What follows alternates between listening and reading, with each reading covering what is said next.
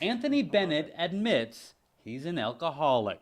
My drive and my ambition is wake up in the morning, be able to open my refrigerator and have a beer. That's my drive, that's my ambition.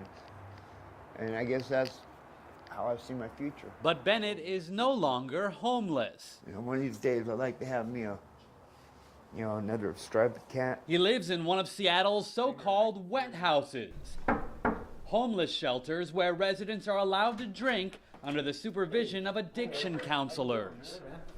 You've been doing really well. I was a little concerned about you because you got pretty wasted yesterday. The alcohol is purchased by the shelter using a portion of the residents' public assistance checks. People fall less, people end up drinking less.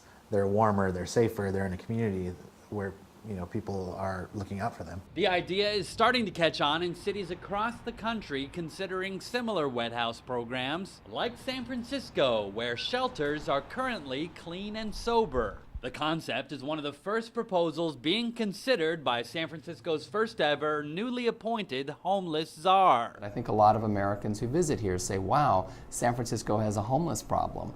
And what I say is that pretty much everyone who lives here or visits here becomes an expert on homelessness. You see what isn't working. San Francisco spends millions annually dealing with ambulance and police calls for just a few hundred of the city's most chronic public drunks. We do have to look at people that are repeat offenders and say that we're spending an inordinate amount of money citing these people, releasing them, doing these things. And if there's a way to wrap services around the front end of the justice system, I think that we can help people in a more meaningful fashion. Started in 2006, the Seattle program is considered a success by most because almost all residents cut their drinking significantly. Bennett says he now drinks about a 12-pack of beer a day compared to 2 or 3 times that amount when he lived on the streets. In a way, I look at it like this.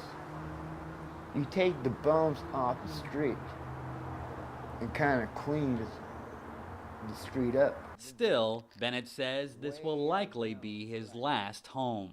Believe it or not, man, I'm probably gonna end up passing away over here like a lot of my friends have. I've seen about 21 guys die over here. But better them dying here than dying out there on the street. Haven Daley, Associated Press.